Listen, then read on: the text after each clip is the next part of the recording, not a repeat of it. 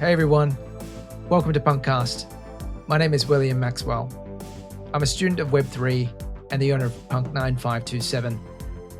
CryptoPunks are 10,000 uniquely generated characters stored permanently on the Ethereum blockchain. No punk is the same. This is a show dedicated to celebrating the punks behind the punk. My hope for this podcast is that we capture the essence of the punk culture, elevate the brand and the individual behind the punk. One last thing. Projects discussed on the show is not financial advice. Crypto and NFTs are a volatile and risky asset class. Please always do your own research. Other than that, let's go. Hi everyone, welcome back to another episode of PunkCast. Today we're back with a close punk friend of mine, Punk6987 with 4 Atties. He's got a goatee, regular shades, mole, and the iconic top hat. In real life, he's an ex-trader, originally based in Hong Kong, a fellow Punk Ventures member, and also a passionate punk lover and community member. He recently created an amazing website using ChatGPT called ThePunkAnimator.xyz, a fun website that allows users to build their own punk with fun traits and backgrounds. Please welcome one of my top fave punk hats, the Punk Animator, previously known as KingKitega, to the show. Punk Animator or King. I'm used to calling you King. What do you sort of prefer now? Yeah, GM man. So the name. Yeah, I used to go by KingKitega, and it's like a handle I use from the very, very beginning since I was like internet. It's kind of a funny one because like when I first started, I didn't want to use my real name. This is like before the .com period, right? I was at uni and like the internet was just like kicking off. I thought, what's a good non-name? I couldn't think of anything, so I just actually got it from phone book. So it was actually I just flicked through the countries in the world, and I found this like name called Gitega, Gitega, and I thought, oh, that sounded cool. Yeah, I'll use that. And then I just changed it to a K, then I added King. But ever since I got into Web3 and got into Twitter, I thought obviously KingKitega is a bit of a pretentious name. So I actually changed it to Punk 6987, which I think a lot of punk people do. But then I realized, wow, it's really hard for someone to remember that, say, oh, I'm punk whatever. So and then when I sort of figured out, this project that I was doing, okay, let's just make it easy. Let's call it Punk Animator. It's very easy, like does what it says on the tin. I just stuck with that. But yeah, I think for the majority of my like DGen times, I went by KingKitega, and if you search me, you're probably able to dox me. I think a lot of people have tried and goes, oh, okay, I know this, and you got this, and yeah. So I don't know if you want to try. No, I know exactly who you are, mate. I know exactly where you live, so you can't rug me. Was it Gitega? So Gitega? Was that like some dude's last name in London or something? Or no, it's actually a small, I think, city in Africa. And okay. there's actually a king of that place, and it's kind of a little bit interesting. I did look into it once, and I thought, oh, okay, there's an African. I don't know. Maybe one day I can go there. I don't know. Yeah, it's just how I got it. I don't know how other people sort of come up with their names, but I thought, oh, that's just something different, something that's just a little bit catchy, and it just stuck with me for like 20 odd years. Man, you mentioned a phone book. I haven't used one of those since forever. I don't even know if anybody remembers what a phone book is. I'm showing my age, right? In the UK where we grew up, we have these like every household gets a phone book, and in if you flick through them, you obviously have all the directories of all the businesses, even the names of people. But I was just looking for countries, and it was at the beginning. I thought something. It was thick as well. It's like 500 pages. I don't know how they make money. I mean, it's such a waste of money. I think obviously you don't need it nowadays. You know what? I think that might actually have some sentimental collector value, if I'm honest. Like, I don't know if anybody's still got any lying around in mint condition, right? They're sort of an old sort of relic now. They kind of come out every year, right? So there must be a ton of them somewhere. I mean, nowadays they'll never pass. I mean, the amount of like you talk about like wastage and stuff like that. That was just. I mean, I guess it was necessary at the time, right? We didn't have the internet, right? Yeah. Well, I don't think anybody uses the typical phone line anymore, right? Everybody just uses internet, WhatsApp and whatever it is to sort of call everybody. Anyway, so digress. Well, mate, welcome to the show, man. Like, we wanted to do this for quite some time. I know you and I have hung out a few times in Hong Kong with some of the other punk friends, and we previously had Dat Punk on and Art on as well. I think we all met together at the same time and were hanging out. Maybe it would be good, maybe just to introduce your background to start off with, and we'll take it from there. Yeah. So myself, I'm kind of grew up in the UK. So I was born and raised in the UK, ethnically Chinese, BBC. Actually, all the Chinese in the we have this thing like if you overseas Chinese, you're called something. For me, I was a BBC, so British born Chinese. I think my family, we were like first generation immigrants, and like most of the families at the time, kind of like did the catering business. So like, for me, it's kind of sucked because like holidays, weekends was kind of like helping out. But I did my thing. I was a good obedient son. Studied hard, got my grades, ended up out of that industry, thankfully, and then doing other stuff. So ended up in banking, of all places. So yeah, definitely, I have a lot of history in Hong Kong. I mean, my ethnically from there, but also I think I spent a total about 10 years out there. So it was a fun place to be. And yeah, that's kind of my background. So mostly finance. Yeah, that's cool, mate. BBC, British born Chinese, and obviously ABC for Australian born Chinese. Obviously, I'm not Chinese, I'm sort of Vietnamese sort of background, but we used FOB instead. Are you familiar with FOB? Oh, fresh off the boat, is it? Yeah. I know it's quite Um, broad for all these things, right? I mean, like seriously, it's like yeah. So they don't have like for you. I guess you won't be called an ABV, no, no. right? I mean, I think Australia, some parts of Australia are quite racist, right? So I won't repeat some of the names I was called growing up.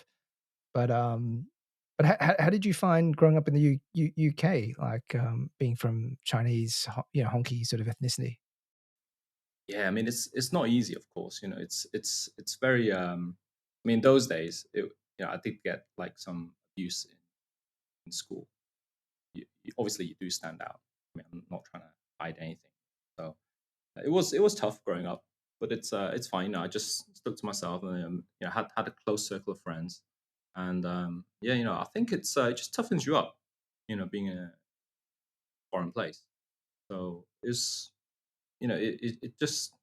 just adds that element to you. I mean, like if you grew up like in Hong Kong, probably it'd be very different. Obviously, the culture's completely different as well. So I am who I am. So I'm not regretting anything. I don't really feel like it's affected me much. It's just some part of my makeup. Um, yeah, it definitely wasn't easy in some ways, but it's also something I, in a way, cherish. Yeah. Same here. I think I went through a bit of an identity crisis as well, and probably part of the reason why Web3 is so interesting is that you could buy into a community, say for example, punks, but nobody knows your race, sex, age, religion. Everybody's just vibing with each other, right? Which is kind of cool. But they might pick on some traits though. That might be the thing. But other than that, it's kind of nice. And you spoke about a catering business. Like, what type of catering business was your family in? It's like cooking, restaurant business. So I mean, there's not much options really. I think most immigrants when they first move to a new country, I think there was like laundry business maybe, but it was mostly like catering. But the good thing is people love Chinese food, right? So there's always an out, and everybody needs to eat. So there's natural demand there. So it's just supply was low. So does that mean you're a good cook? Oh man, yeah, it was tough. The tough thing about like the restaurant business, like especially for us, like when we first starting out, there's just everybody needs to help out in the family. So me and my brother, we kind of grew up and like probably I was like 10 years old. I was like helping out, like doing the dishes. Seriously, yeah, in the kitchen. Then like the weekends, we would like prepare some of the chicken that needs picked up and like packing away, and then like fried rice like vegetables, and I think the worst thing was the chickens. Actually, we would just get like whole chickens, boil them up, and then just peel them off. So your hands would stink of chicken Yeah. like days. And it would be every week as well. Yeah, and then you got to peel the prawns. Oh man, it's I mean, the end result is, it's a living. My parents worked hard, gave us all a good education and opportunity. So it did it, but they worked so hard. Looking back, and I think most people, especially the next generation, they won't be back in that business. I don't blame them. It's not easy. It was early, I learned to work hard early on. Yeah. That's a good experience, man, and I think, probably a humbling one too. I think, I'm sure you probably appreciate things a lot more today than you than before. But, like, yeah, similarly, man, like, my family, actually had a bakery, maybe not sort of restaurant business, but it was in the hospitality sort of space, so I can sort of relate to how much hard work goes into it. I mean, I don't think anybody was sleeping, right? Hard work and the grind. And then so catering business growing up, what did you study? Actually did electronic engineering. I was really a geek at the time. I was really into like semiconductors. My dream at the time was to work in Silicon Valley. We had like teachers or like graduates that went there, did well and came back. And I'm always into my gadgets. When I was growing up, I used to play like these like Game Boys, all these like handheld devices, Neo Geos, if those people that era. Yeah, so it was my dream to do that. So I thought I wanted to do engineering.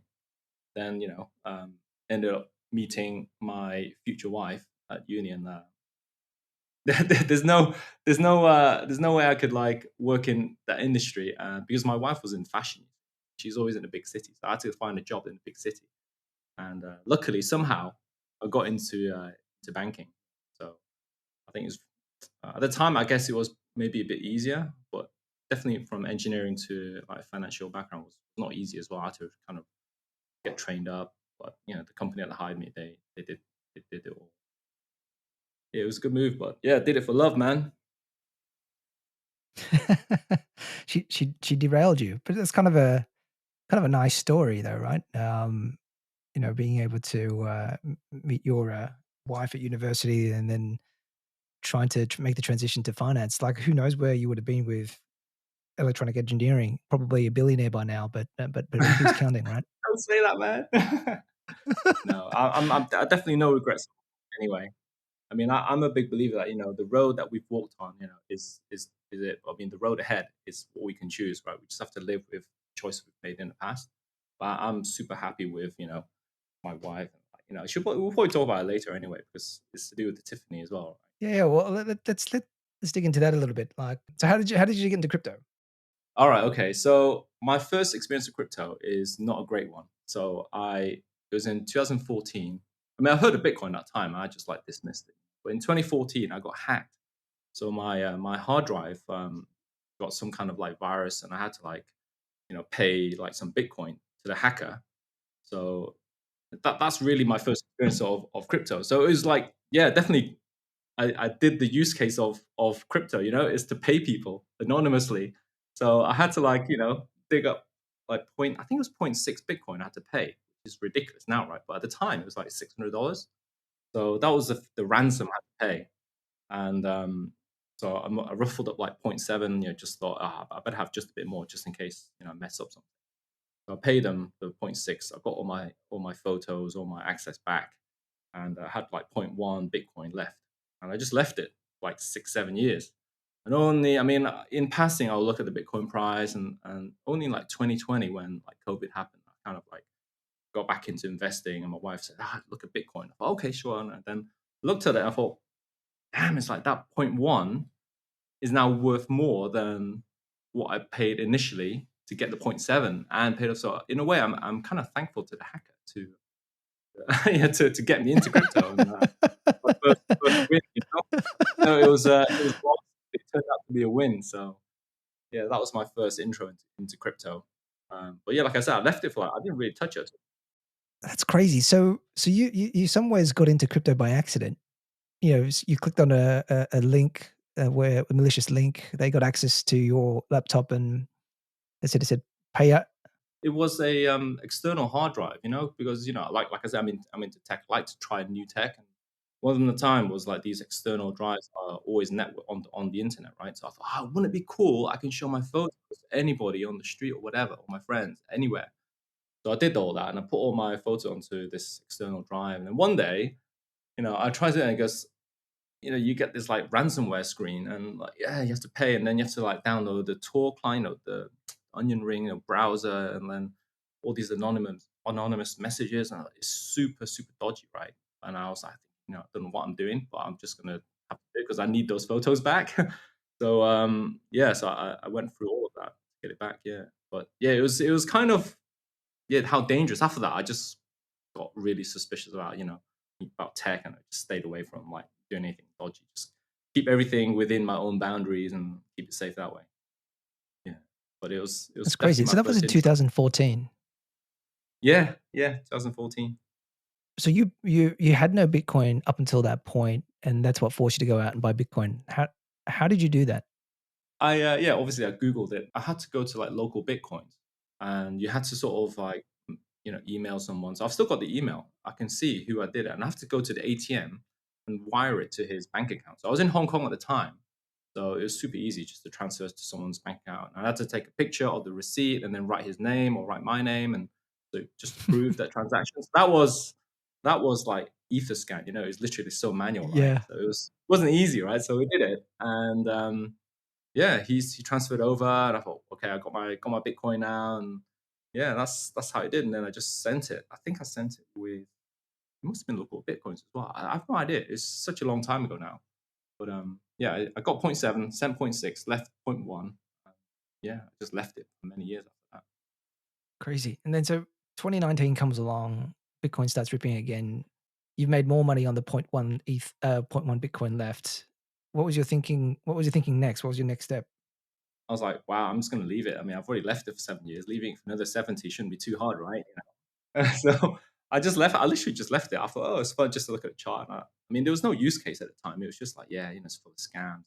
And yeah, it was only just during COVID when sort of my wife, sort of said, what are you doing at home all day? Just why don't you like make use of your time and do some investing? I mean, you worked in finance, right? I mean, you know what to do, don't you? Funny thing is, like, I used to work in like, sales, trading. And, I used to advise clients what to buy, and dude, my stock picks myself, things I buy, it didn't really do well. I would be a slave. I'll buy like basket of stocks. The typical investors have a basket of like blue chips, right? So every month I'll put in 10% or whatever, and over time it's like, dude, it's like this is not working out. I'm actually losing money. It'd be better if I just left it as cash. I do remember my biggest call at the time when I was working. I was like, I told this guy who's American fund, and it's a pretty big fund, and I was saying, like, you should look at Tesla. It was trading at $8 at the time or something, and it was like probably 2010, something like that.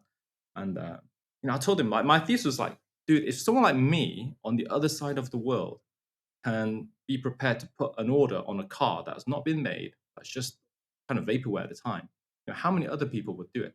I consider myself quite a skeptical person, right? And that was just really my thesis. And he said, nah, I'll rather buy Ford. Look at the PE, it's only 8 PE. Why would I buy Tesla? 60 PE or whatever. And yeah, so the rest is history. But that was my best call, but they never they never bought it. Yeah, I suck at picking stocks and coins and NFTs for that matter, as we're speaking now. And so what was your next transition? So you got through COVID, you started taking a closer look at crypto. Was it mostly Bitcoin or were you looking at other coins at the time? Yeah, so my first thing was like, yeah, my wife said, I've been hearing a lot about Bitcoin. So I thought, okay, do you mind if we buy some then? Yeah, let's just buy some. So I bought some. I think it was like December 2020. So it's like, as I got deeper into it, the next thing I bought was some Ethereum, and then I started going crazy. Then I got like, the FOMO started kicking in. You saw like what happened with like Doge at the time, all these dog coins. So I got into that. And then you just get deeper and deeper into it. And before you know it, you're kind of trading all kinds of stuff. Yeah, there's no difference for me. It's like I was trading all kinds of altcoins. And the main thing is like being part of communities. So at the very, very early days, I found some, like-minded, like degens. So big shout out here to like NFT masters. So there is where we got into like VV and stuff. And also this like crypto Telegram chat that I'm still in right now. And, they were the ones that sort of got me into like all these animal coins. Did well out of those, then rotated into like BV, and like I think my first Ethereum NFT was probably Apemon. Those eggs. I don't know if you knew about them, but they were the first project that I think there was a lot of hype, and it sold out at the end, but it was one of those steps ones where, as more people buy, price gets higher and higher. And I think Fingerling went crazy there. So that was my first NFT. And after that, yeah, we had like, When was that? I think that was like April, maybe March, like 2021. So this is like when Shot was going crazy. VV was just starting off. I just missed a bit of the very, very early days of that, but I did get into VV. Man, did you make any money off EV? Like I got in, but like I bought a few things, but they didn't go anywhere for me. But was there money to be made there? Yeah, definitely some people that are in the group that I was in, like, they made a lot. And some people like definitely got in a bit too late. And some people like me probably just held it all the way. And I still got my first set of like, the Batmans. I don't have the very first one. I think it's I need to fire up the app. I haven't opened it for ages, but it's the ultra rare one. I missed that one when it was available. But I've been thinking about buying it back to complete the set, but I just left it. But yeah, I tend to just hold one at least. I think I did make a bit, but I never took the money out. I just bought and complete the set. So I think overall, maybe because you weren't able to take money out either, unless you have to do like OTC trades. So it wasn't easy to make money. Would you mind just sharing a little bit about what VV is, so I think people have a bit of context? Yeah, sure. I mean, Vivi is, let me see, and they have their own platform where they sell digital collectibles. So they have, I mean, the good thing about them is they have these like, I guess, official sort of agreements in place with IPs. So they have Batman. I think they're into a lot of the Marvel projects. Disney's also signed up with them. I haven't looked at it recently, but I mean, then it was like, yeah, this is the place you go if you want like legit sort of like NFTs almost at a time. But it was just so hard to sort of buy off the store after it started taking off because everything was just botted. So they'll have like drops every few days or every week, and it will just be botted. You'll be there like trying to press the button and it just doesn't respond, and then the next moment it's all sold out. So. And I think the comics were crazy as well, but I never got into those. I just like gave up after like 1 or 2 seasons of the Batmans, and I just left it. And I think if it's going to work, if it's going to be valuable, it's going to be valuable. It was a closed ecosystem, right? Like, I mean, could you actually move your NFTs out? You don't even what blockchain it's on? I think they had their own blockchain, right? I mean, they had their own token as well, the OMI token. I think they were planning to do their own blockchain. I can't remember now, but I think they even thought about going to an L2, I think, on Ethereum. I don't know if they actually did. Just how far I've kind of just ignored it now ever since I went to ETH NFTs. But yeah, they had all this plan and they had everything lined up. They had like the right people, they had the right like connections in the industry. I think everyone was like waiting for the Pokemon to sign up with them, and they would have like hit it really big. And I think they probably had a good chance of making it mass market, because they had so good IP like agreements in place. So yeah, it's a shame really that they didn't really like make it out big. Nice. So you came in through Epimon and VV. What was your sort of collecting style then? Like, what things were you sort of looking at? And I guess what was the ultimate lead up to punks? Oh man, you make it sound like I think about it, but I really don't. It's almost like I say, we're in our community. We say, "Hey, let's mint this," and we just go crazy. We just mint. We mint first, ask questions later. You just ape first, research later, right? So we did that for so much stuff during that time, and like we don't know what's really going on. It was like, okay, let's just mint. It's just fun. It's cool. It's a cool idea. So when and it's really about momentum. At the early days, it was like which one. I mean, there's so many projects even then. But I remember like the Bored Apes. We were looking at it, and no one really noticed it until it got to like 7,000 minted or something. Well, for us in our community anyway. And I was asleep. Maybe I missed the early times, but definitely we all got in. We all minted a lot of Bored Apes that group I was in, and I minted like 3 or something, so it wasn't that crazy a lot. But yeah, it's just mint and then see how it goes. And at the time it was just like flipping. Maybe we were too into Vivi because like Vivi, like you would buy an NFT there for like maybe 50, 60, $100, and then you'll sell it at like 200. So you think 100%, that's not bad, right? So in those early days, the Bored Apes, we would like buy, it was minted at 0.08 and people were happy to sell at point 0, point 0.1, point 0.2, point 0.3. I sold mine at point 0.4, and I thought I did okay. So I bought two more, so I had five, and then I sold them all but one about point 0.5. So in hindsight, it's a massive loss. $200. I said $200 would have been like what we were paying in gas fees for some of the stuff back then. Yeah, it was insane, right? The gas. Yeah, I remember But gas wars. that's crazy. You got to mint Bored Apes, man. That would have been huge. And so you sold. Did you manage to keep some, or you sold relatively early? Yeah, I mean, I minted three, and then I picked up a couple more. One that I liked, and then a kind of a semi-rare one, mouth trait. And I mean, in the end, I only kept the mouth trait one, the kazoo. So that one, I think I paid like point 0.3, point 0.2 something for it. And yeah, I mean, my game was always to sell on any like price increases, right? So I slowly like sold them out. So most of mine were sold at point 0.5, and when I got to my last two, I had them both. I think it's at point 0.7 or point 0.5, and then the other one at 1.5, the rarer one. And whichever one sold, I would keep the other. So somehow the rarer one didn't sell, so I kept it, and I just held it until the very end, pretty much. I've still got a Bored Ape now, but I changed it to a more aesthetic one. But yeah, that was my one thing that I guess I was lucky that I did, because I was telling people, when you get to like 3 ETH, I should sell. You get to 7 ETH, dude. If you have more than one, sell one. It's such bad advice. I was giving in that community I was in. Uh, No, but back that early, man, like who would have known Bored Apes would have gone as far as it did? If you said that it was going to hit like 148th floor one day, you'd probably be laughed at. yeah, yeah. How did you get onto punks then? Oh man, I knew about punks like very early. I mean, it was always my dream to get one.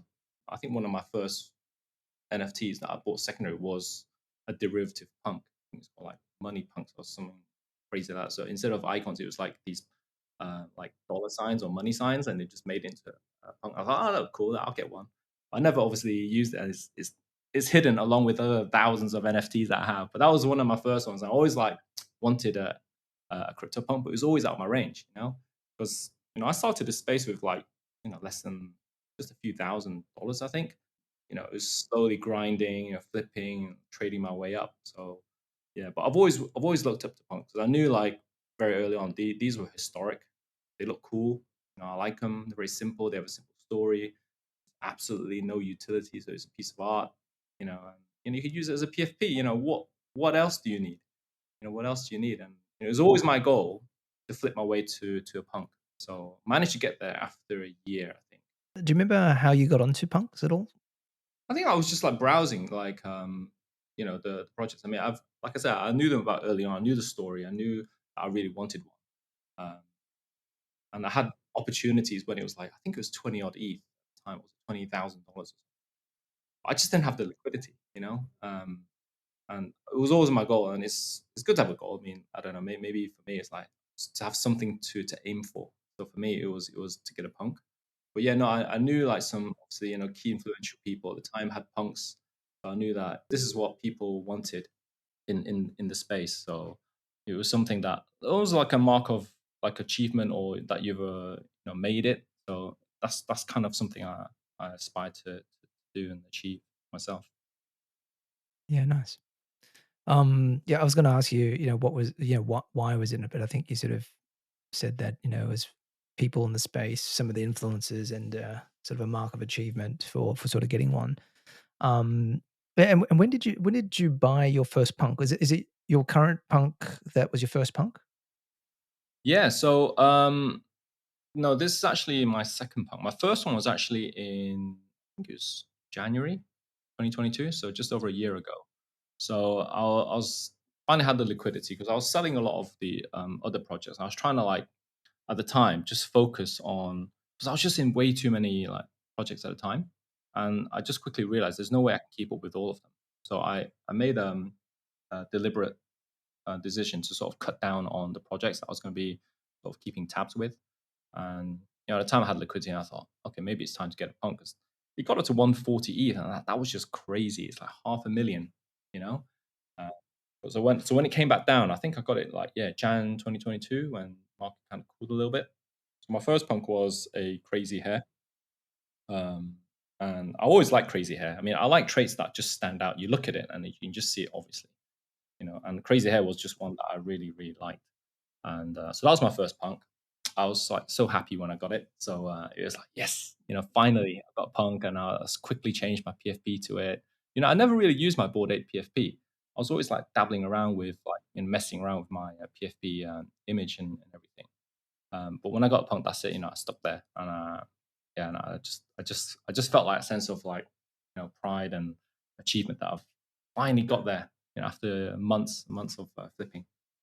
So that was my first one, and then I think what happened then? I kind of was looking for a bit more rare one because I wanted one that something looked like me. I mean, obviously there isn't one that looks like me, course. But I was looking, and then I traded up to my current one because I was looking for something that, when I hold NFTs, I tend to pick something that has more rarer traits, just because it kind of forces me to hold it in a way as well, because it won't be easy to sell. And I kind of like the top hat. It's kind of a bit more British, I would say. Just to reflect my background, my culture, and then I also had like eye traits as well. I kind of like the fact that it had eye traits, and also a mole, and has a goat as well. So I guess you can say a nod to those animal JPEGs. It's probably the only punk. Well, I'm sure there's probably other punks, but punks have two animal traits on it: a mole and a goat. So again, that's a nod to my DGen days. Yeah, the top hat is pretty cool. Super rare out of the 10K collection. I think there's 115 top hats in the whole collection. The obviously notable ones would be Denny Seatrace, and obviously Evan Tan, who we've had on the show before as well. Puts you in the same class as some elites in the CryptoPunk sort of space for sure. And if money wasn't an issue, like what punk do you think you'd pick? Honestly, I'm very happy with my punk. Very happy with my punk. I mean, I see it as my forever punk. I'm just gonna hold it for as long as I possibly can, if not forever. So I don't think I'll choose any other punk. I mean, I'm trying to build a brand around it as well. So I'm happy to use it everywhere. Uh, so it just grows, and like I mean, I liked it right from the very beginning. Just love it even more now. So I can't see myself really changing. So asking me that question, I mean, if yeah, I don't think I can really pick another one. It just won't be me. I don't know if No, other people like that's think. it. No, that's beautiful. I love it. When you sort of say that, and I can clearly see that you are building a brand around it with the things that you're sort of doing. And to be fair as well, I think you're super passionate about punks. I think you went off and picked up another one for your wife as well, which is a really cool Yeah, punk. And you also got the corresponding Tiffany pendant as well. Do you want to talk a little bit about that? no regrets, no regrets.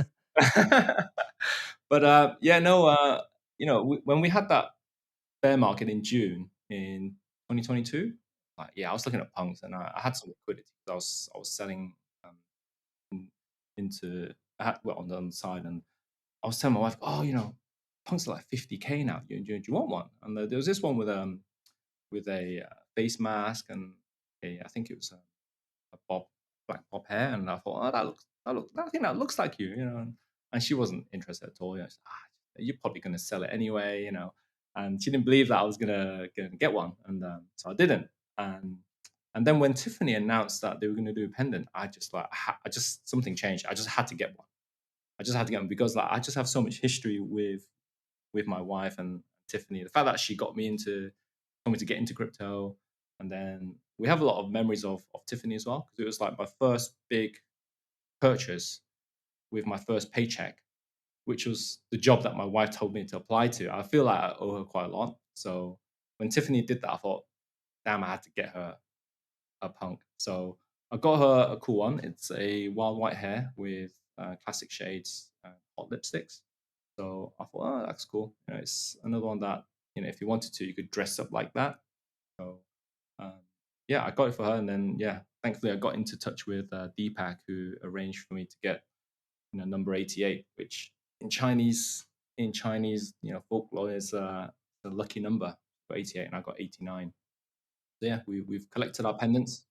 You came with me to get it. Oh man, it was such a bad I did. experience, but anyway, I was still more than happy to pick it up. Yeah, I've heard you mention it now to Art, right? I think someone else who also picked up. And I'm Yeah. like, oh man, why did we get such a bad experience? I don't know. I think for particularly in Hong Kong, like spending like 50K on a necklace is nothing. It's like everyday occurrence for them. Probably they thought, this is just like a commoner is a basic customer.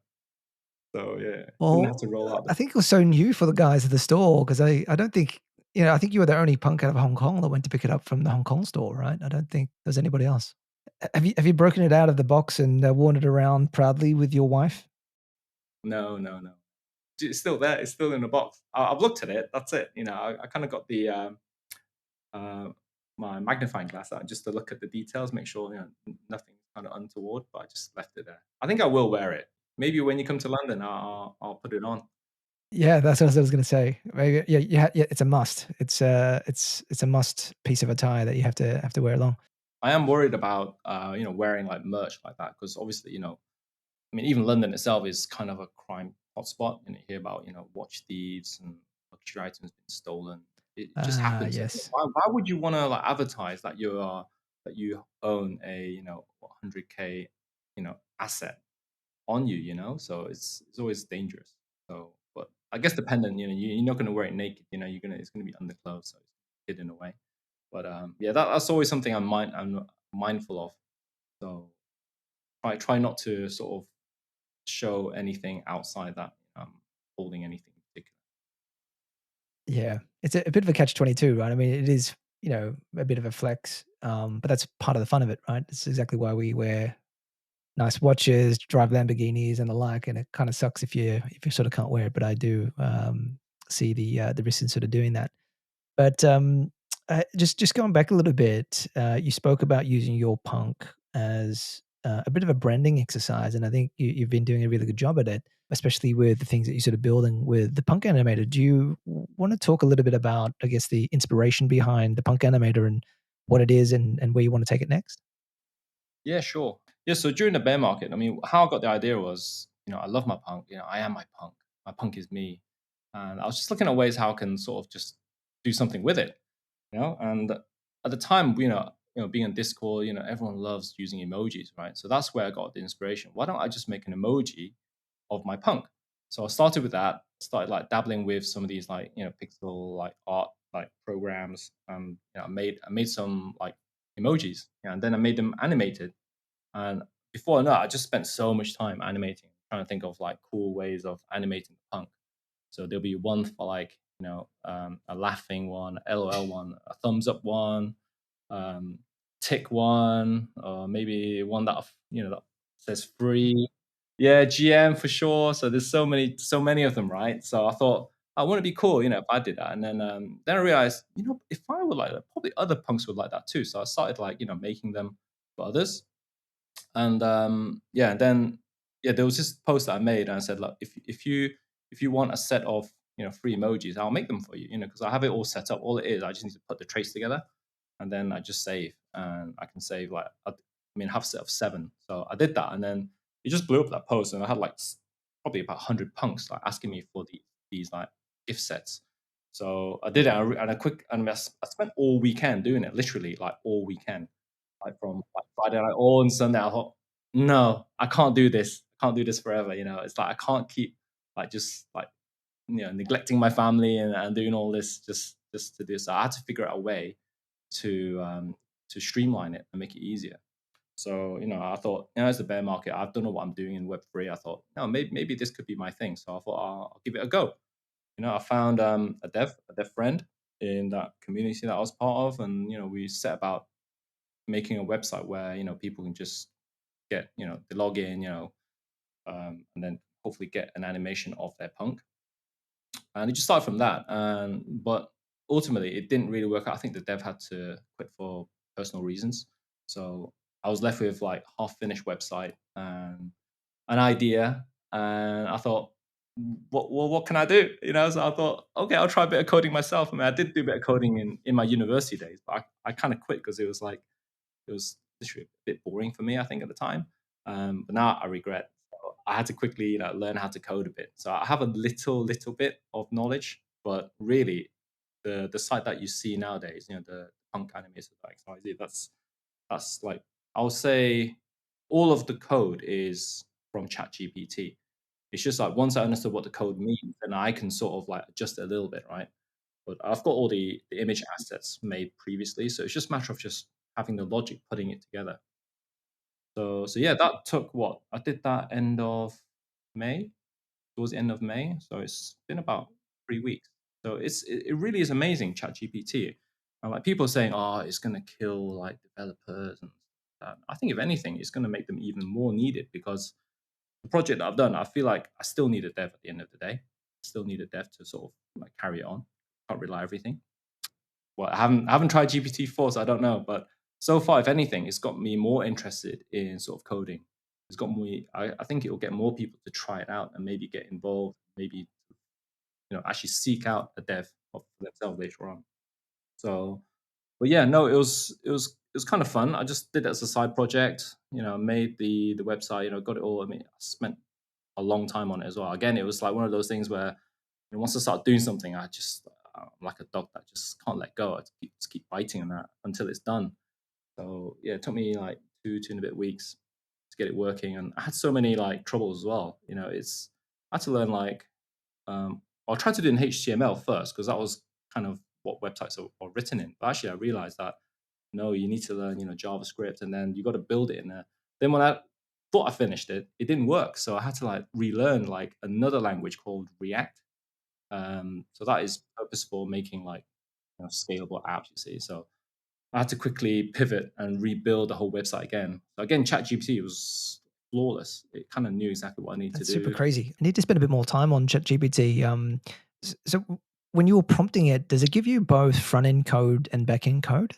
So does the HTML front end make it look and feel the way that you want it to, and also give you some guidance on how to pull it together on the back end?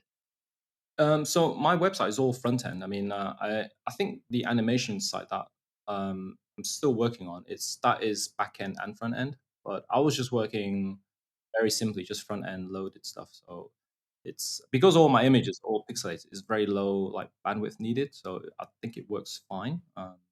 But yeah, no, you just prompt it. You say, yeah, hey, literally, I would say, hey, I'm trying to like create a site where I can pick images, and then I just want you to overlay them on top of each other and show them on a screen, and then maybe add a download button and reset button. I wouldn't say all at one go, but that's kind of the idea. I was literally talking to it as if I was talking to somebody.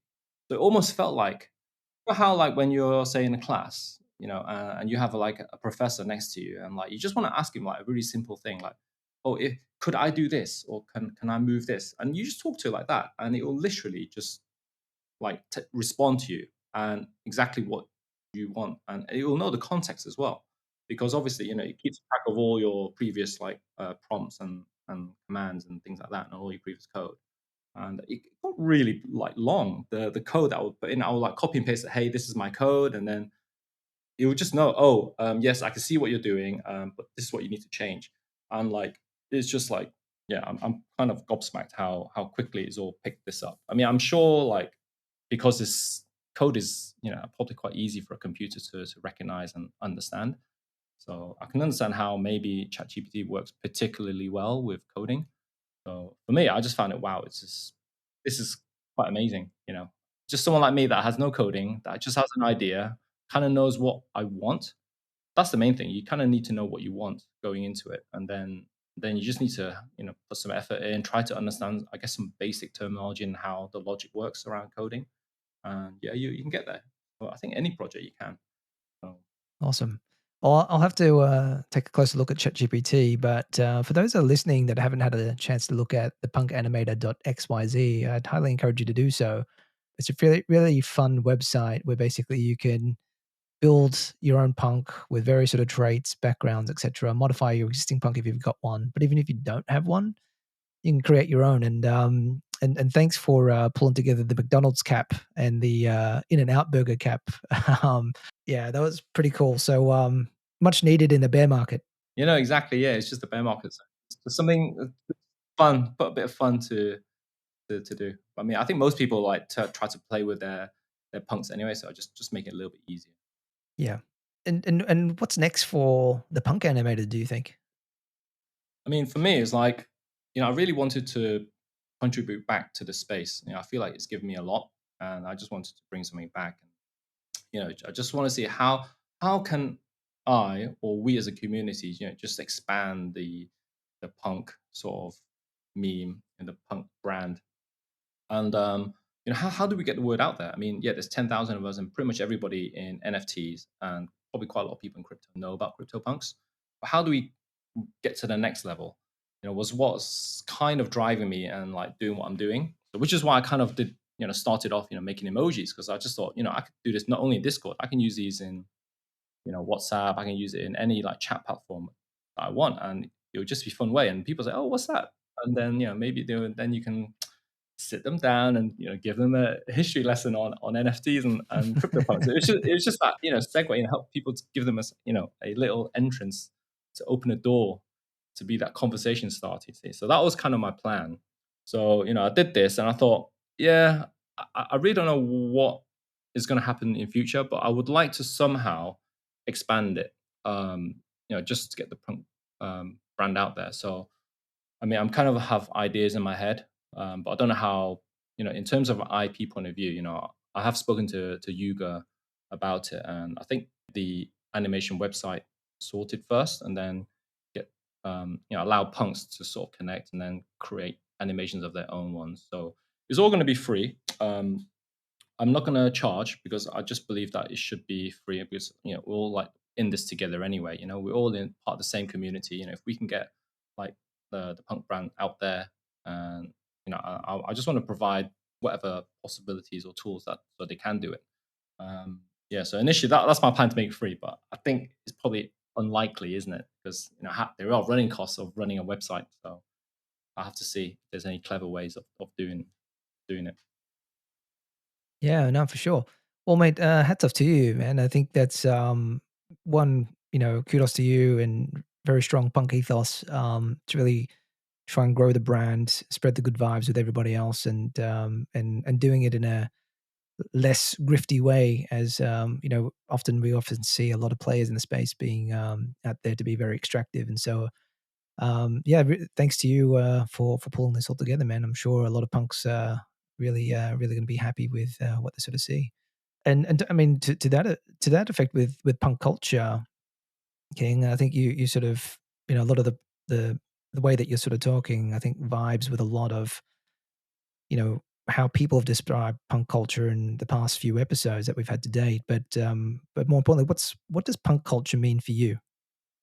For me, I think I'm looking at what I'm doing. I feel like I'm only doing it because I believe in punks themselves. I believe in the space. I believe in NFTs. I believe in digital scarcity and you know ownership. You know, verifiable ownership. So I think for me, it all comes down to just being a believer in the space. So I would say the punk culture is like that. We're all here because we believe there is value in this thing, that that culture is valuable, that historic items like CryptoPunks are important, and I think it deserves its space in and place, in time and in the years and decades and centuries, hopefully ahead. So, and I think all of us in the space, I mean, there are a lot of builders in punks, right? So, and I think they all do it for the same reason, that they believe in it, that they believe in something about it, that that this is a very culturally significant project for for us. And I think that's why we spend time. That's why we are on like Twitter every day, or most days, saying our GMs, and meeting up. I just think that there is something that goes beyond the traditional sort of lines that exist in the world today. And yeah, I think it's beautifully captured in punks. I think we all, in a way, believe it. So that would be my word, that my one word to describe the punk culture. that we're just believers. Ni- Nice. And not only have you invested time, but you've also invested money into your belief in punks through Punk Ventures. And I've had a few members of Punk Ventures, both artists and art, previously on the show as well, but never really got a chance to sort of unpack that. But might be just good to sort of touch base with another Punk Ventures member, Punk Down member as well, just to sort of unpack that a little bit as well. Like, what is Punk Down? What is Punk Ventures? Wow. Okay. I'm not sure if I'm the best person to explain it, but I really like the idea of. I mean, for Punk DAO, I mean, it's just basically a collective, like, it's like a group of punk owners coming together that believe in punks themselves, and they just want to. I mean, there's two parts. I mean, just doing things to help promote the punk brand as a whole. So, I mean, I'm part of the venture side, so we invest in projects that we believe is good for the space, that helps sort of bring the punk brand out. And that is high tech stuff. A lot of it's actually way over my head. I don't really understand, but that's kind of why I'm in there. I just believe in the vision of what Henry and the team are doing over there. So I wanted to be part of it. I wanted to touch base with a lot of fellow people um, that believe in that sort of vision as well. That punks are going to be important, and that it's yeah. I think for me, it's like I'm happy to contribute and then work together and sort of just share ideas, bounce ideas, and look at new projects. I think there's just so much cool stuff out there. Just from the connections that they're able to bring is pretty incredible. I think if you're a punk and you are a believer and you think that punks are culturally significant, you should be at least part of the community, the punk DAO community, and just see what we're all building. Because I mean, it's a great way to organize stuff as well together. All Absolutely. Yeah, so you're right. I think Punk Down is just like just another body to help organize punk events, punk meetups, and just to coordinate a little bit better, right? So if you're a punk and you're listening, if you haven't done so already, jump into Punk DAO. I think everybody's always there, and they're organizing events all around the world. And with Punk Ventures as well, I think you're spot on. I think just being able to get access to a network of punks investing together into new frontiers is a really good way to be part of Web3. But the other side of Punk Ventures as well is that what our whole mandate. I think it's a good thing in terms of being able to invest in Web3 and people that we believe in the space that are going to move the needle for us moving forward. With the whole idea and concept behind buying more punks, and so I think that's how much conviction we have in CryptoPunks altogether. Um, but yeah, so that's super cool. And what about if you had to look across the CryptoPunk community? Do you have any favorite punk personalities that come to mind? okay, so this one, there's just so many, right? I mean, there's so many like punk people that are building that have such high profile, and they're like followed and listened to, right? I mean, everyone picks 6529, and really he is a gigabrain of the space, and it's no surprise that everyone sort of listens to him, hears his views, and but outside of that, I mean, I would say what you're doing is really really good for the space. I mean, I remember listening to Art's interview, and he was talking a lot about community, and I think you are actually a key contributor to that. Because when I listen to your podcast, I feel like I'm sitting there right next to you and interview, and I get to know whoever you're interviewing quite personally as well. Like I'm there, I'm listening, and after listening, I feel like, oh, I know this person a little bit more, and I think that helps us eventually when we do meet in real life. I'll say, oh, I remember you, like, oh, I know your story. I mean, I was listening to Dr. Diamond just yesterday, and I was like, wow, what an Yeah. amazing story, an Olympian, and Mm. like his business and his whole, like, he must be like 80 years old or something. I mean, he must be old. But from listening to all this experience, right? But he's probably like, like probably like my age, It's like I think, wow, and I just think like there's just so many people out there that are doing so much great things. And I think you just bring it all together through this podcast. So I think it's just really wonderful that you have this this podcast that punks can just listen to and sort of get to know everyone. And I think the difference is, we're all here for a reason. We're not here like we really believe in the punks, right? In the punk project, all of us. We're not like literally buying it and then flipping it like a few months later if the floor price triples, whatever. Maybe some of us will, but I think most of us are here for the long term, and I think we're all believers in that. And I think what you bring is really special, and you're building the community with every episode. So I think, yeah, just keep it up. I really like what you're doing, and I think you're one of my favorite punk personalities out there, man. Oh, King. Jeez, another compliment. I should bring on more Punk Ventures members on. No, appreciate the sentiments, and no, No, I'm I having think a what lot it of fun is, doing this. yeah. I mean, what it is, I also met you in real life as well, right? We've met like a few times. We first met in Bangkok. It was just out of the blue. I think you messaged me, or you just messaged in the That's group right. Discord, right? Say, hey, anyone in Bangkok? I said, yeah, I'm there. So we met, and then we just went from there. But I really feel like meeting people in real life, meeting fellow like punks especially, it's just really, really fun and really meaningful. You can sit down, you can really get to know people. They're not just a wallet, they're just not an Ox address. Right? They are a real person there with real feelings and real views and real like ideas even. And it's just really good that we're all together in this, Yeah, supporting you're one right.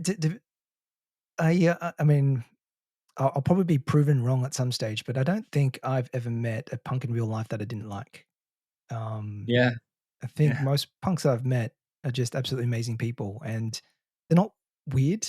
I mean, we're all weird because we do have a crypto punk in some senses, but I think not weird in the sense of grifty. There's something hidden with hidden agendas. I think everyone's relatively genuine, right? Which is nice. yeah. I agree with you there. I think most people when you meet them, I think most people in general are nice people. That's how I believe anyway. Um, yeah, but I mean, if you read the news Except for every that day, punk. oh yeah, maybe not that. Yeah, no joking. He's a nice guy. We love Yeah. we love our DAP, our VR. Yeah, um, and drifting on to another topic, around, punk culture and things that have sort of, topics that have impacted our sort of space. How do you feel about V1 punks? Oh, V1 punks. They. I've heard so many people give their views on this space. I don't think I can give anything more. I would say, but I do feel personally that they are part of history, right? I mean, they are part of the um, the historical like story of punks itself. I mean, it's just an error, right? But it was fixed. But it's always going to be there. It's not like you can get rid of anything in the blockchain. We can't just ignore it and think it's gone. So we just have to embrace it. But just know that there is a reason why that is. So if anything, I think it just adds to the whole punk narrative anyway. So I don't see that as a negative issue. It's more like, yeah, I think what I like Art saying was about the community. I mean, I don't really know the V1 community that well. I mean, I know one or two people in it, but to me, they are nice people to me. So I don't have any issues with V1 at all. But yeah, I can see why some people would think it's grifty. But that's always the same with anything, right? I mean, you look at even in the punk space, there are people that you know appear grifty as well. But it is what it is. It is part of crypto. It is anonymous, and people's negative side are going to come out of it if they are, if they can. Some people do, but for me, I always think like V1's a part of the narrative. It's an important part of the narratives. It is part of Lava Labs. I mean, Yuga owns some as well. No one really makes a fuss about it. I think it's just people like us that we talk about it, but we don't really need to. I guess it's just there.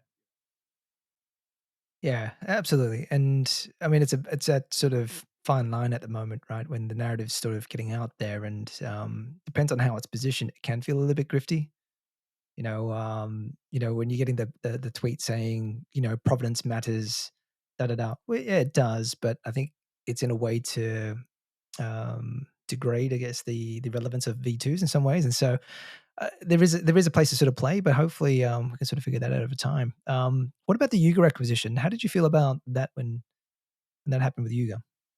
Yeah, I mean, I think honestly, I was a bit surprised that it happened. I mean, I was there in the Discord on the day they were talking about. I think it was just before it was announced. I think there was some punks sort of kind of knew about it, and And like I think a lot of us, we don't believe that. No way they're going to do that. But it did happen, right? And I can see the anger in the Discord at the time, and I can understand it because here's one that is apes, man, they're noisy and stuff. I mean, I owned an ape, so I'm like, that's cool, laughing.